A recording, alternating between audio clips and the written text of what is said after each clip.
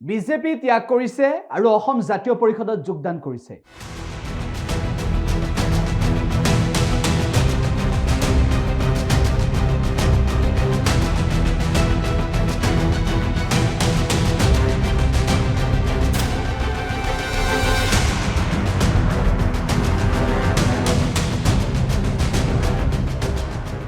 BJP ত্যাগ কৰি অসম জাতীয় পৰিষদত যোগদান কৰিলে লুৰিণজ্যোতি গগৈৰ উপস্থিতিত ডিব্ৰুগড়ত এই যোগদান কাৰ্যসূচী অনুষ্ঠিত হ'ল। লুৰিণজ্যোতি গগৈ উপস্থিত আছিল, জগদীশ ভূঞা উপস্থিত আছিল আৰু তাতে যোগদান কৰিলে প্ৰায় ৩০ শতাধিকে অসম জাতীয় পৰিষদৰ প্ৰতি আকৃষ্ট হ'ল।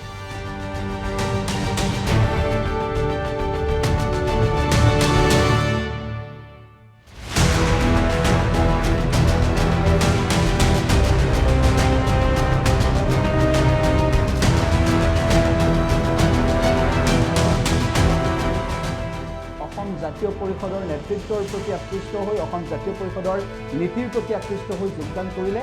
তাৰ পাছতেই লুৰিণজ্যোতি গগৈ, জগদীশ ভূঞাৰ নেতৃত্বৰ সহিতে তেওঁলোকে মন্তব্য কৰিছে যে 2026ত এইবাৰ বিৰোধীয়ে কেনেদৰে মিত্ৰতাৰে আগবাঢ়িব সেই সন্দৰ্ভতো ইংগিত বহন কৰিছে।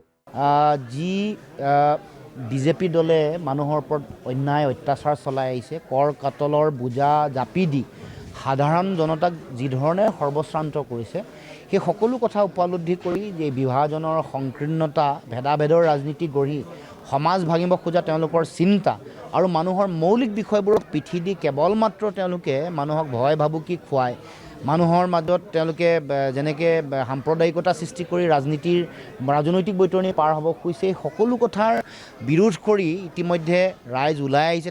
তথাকথিত তেওঁলোকৰ যিবোৰ ভোট বেংক বুলি ভাবে সেইবোৰ অঞ্চলসমূহৰ পৰা বা সেনেকুৱা ধৰণৰ বহু জাতি জনগোষ্ঠীৰ মানুহেও আহি জাতীয়তাবাদৰ পক্ষত থিয় দিছেহি। আপোনালোকে সকলোৱে জানে যে মইনাক পাত্ৰ ডাঙৰীয়া আমাৰ ডিব্ৰুগড়ৰ যিগৰাকী মেয়ৰ, তেওঁৰ জ্যেষ্ঠ ভাতৃ।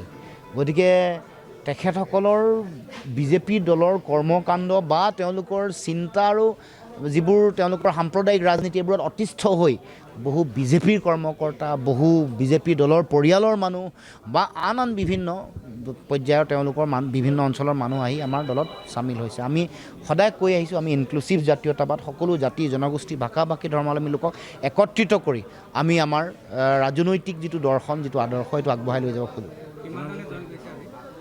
আজি প্ৰায় তেখেতৰ নেতৃত্ব 200-300 মানুহে আজি যোগদান কৰিছে।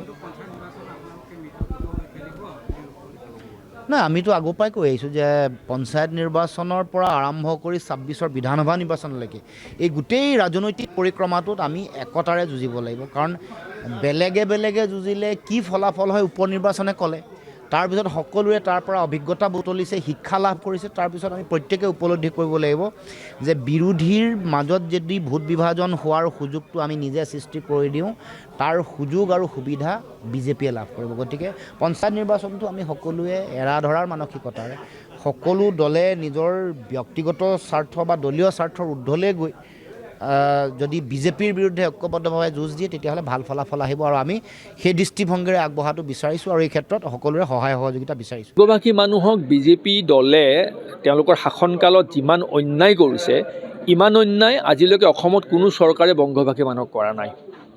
বিজেপি দল শাসনৰ অহাৰ পাছত বংগবাসী মানুহে ভাবিছিল যে বংগবাসী মানুহৰ সৰ্বাংগীন বিকাশ আৰু উন্নয়নৰ পথ সুগম হৈ যাব, কিন্তু সেইটো নহ'ল। বংগবাসী মানুহ আজিও হাজাৰ হাজাৰ বংগবাসী মানুহ ডিটেনশ্যন কেম্পত আছে। সুপ্ৰিম কোৰ্টে কেইদিনমান আগত কগনাইজেঞ্চ লৈছে যে ডিটেনশ্যন কেম্প কিয় চলি আছে, কি কাৰণে? বিজেপিয়ে যোৱা 7 বছৰ কেন্দ্ৰৰ শাসন, 10 বছৰেই হ'ল কেন্দ্ৰৰ শাসন হৈ যোৱা। অসম চৰকাৰ গঠন কৰা আজি 9 বছৰ হ'ল। এই অসম চৰকাৰ 9 বছৰ, কেন্দ্ৰীয় চৰকাৰৰ 11 বছৰত অসমত চলি থকা ডিটেনশ্যন কেম্পবোৰ ভাঙি দিব কিয় নোৱাৰিলে? তেওঁলোকৰ সমস্যাবোৰ সমাধান কৰিব কিয় নোৱাৰিলে? আজিও বহু বৈধ বংগবাসী ভাৰতীয় নাগৰিকৰ হাৰাশাস্তি কৰি থকা হৈছে। তেওঁলোকৰ বায়'মেট্ৰিক ভেৰিফিকেশ্যন নাই, আধাৰ কাৰ্ড নাই, ডি ভোটাৰ বুলি হাৰাশাস্তি কৰা হৈছে, ডিটেনশ্যন কেম্পত বন্ধ কৰি থৈ দিয়া হৈছে। গতিকে বংগবাসী মানে আটাইতকৈ বেছি নিৰ্যাতিত হৈছে বিজেপিৰ শাসনকালত। এই কথাষাৰ বংগবাসী মানুহে উপলব্ধি কৰা ভাল, হিন্দী ভাষাত উপলব্ধি কৰা ভাল যে তেওঁলোকক ব্লেকমেইলিং কৰি থকা হৈছে সংখ্যালঘুৰ নামত। অসম জাতীয় পৰিষদে সকলো ভাষা ধৰ্মৰ লোকক একত্ৰিত হৈ পেলাই অসমীয়া মূল সুঁতিটোক লগত সকলোকে বিলীন কৰাই অসমৰ সমৃদ্ধিলৈ অসম এখন গঢ়াৰ বাবে আমি সংকল্পবদ্ধ, আমি আগুৱাই গৈ আছোঁ। গতিকে আমি আশা কৰিম যে সকলো বংগবাসী, হিন্দীভাষী মানুহ অসম জাতীয় পৰ্যায়লৈ আহিব, অসমৰ জাতিসত্তাৰ সুঁতিটোৰ লগত তেওঁলোক বিলীন হ'ব আৰু তেখেতসকলে যিদিনাখন অসমীয়া মূল সুঁতিৰ লগত একাত্মভাৱে আগবাঢ়ি যাব কান্ধত কান্ধ মিলাই, সেইদিনাখন কোনো বিজেপি দলে বংগবাসী আৰু হিন্দীভাষী মানুহক নিৰাপত্তা দিব বুলি ব্লেকমেইলিং কৰিব নোৱাৰে। কাৰণ নিৰাপত্তা দিয়াৰ প্ৰশ্নই নাই। অসমৰ মূল সুঁতিৰ মানুহখিনি যিদিনাখন বুকুত আঁকোৱালি ল'ব, সেইদিনাখন নিৰাপত্তাৰ কাৰণে ব্লেকমেইলিং কৰিব বিজেপিয়ে নোৱাৰিব। গতিকে মই আশা কৰিম যে সকলো হিন্দীভাষী, বংগবাসী, মাৰোৱাৰী মানুহ, যিমানবোৰ মানুহ জনসাধাৰণ অসমত বসবাস কৰে, তেখেতসকলৰ সামাজিক, ৰাজনৈতিক সুৰক্ষা দিয়াৰ দায়িত্ব আমাৰ আছে। সেই দায়িত্ব আমি সদায় বহন কৰিম। তেওঁলোকৰ সুখ আৰু দুখত আমি তেওঁলোকৰ লগত সদায় থিয় দিম। কি তেখেতসকলে এখোজ আগুৱাই আহক, যাতে অসমখনৰ সমৃদ্ধিৰ বাবে অসমীয়া মূল জাতিসত্তাৰ তেওঁলোকো এটা অংগ বুলি নিজকে অনুভৱ কৰিব চেষ্টা কৰে। আমি আঁকোৱালি ল'বলৈ চেষ্টা কৰি আছোঁ, আমি প্ৰয়াস কৰিছোঁ। তেখেতসকল আগুৱাই আহক। আমি সন্মিলিতভাৱে এখন সন্মিলিত অসম কৰিম, যিখন অসমত সকলো ভাষা ধৰ্মৰ লোকে সমৃদ্ধিলৈ অসমখনৰ অংশীদাৰ হ'ম। আমি গৌৰৱ অনুভৱ কৰিম আৰু সেই দিনটোত অসমত কোনো ভাৰতীয় জনতা পাৰ্টীৰ দলে, ৰাজনৈতিক দলে বংগবাসী, হিন্দীভাষীক লৈ ব্লেকমেইলিং কৰিব নোৱাৰিব। সুৰক্ষা দিয়াৰ দায়িত্ব আমি সুৰক্ষা দিম, আমি সন্মান দিম, আমি মৰ্যাদা দিম। যিকোনো খবৰৰ বাবে যোগাযোগ কৰক 7099017330 লগতে 7099017110 নম্বৰত।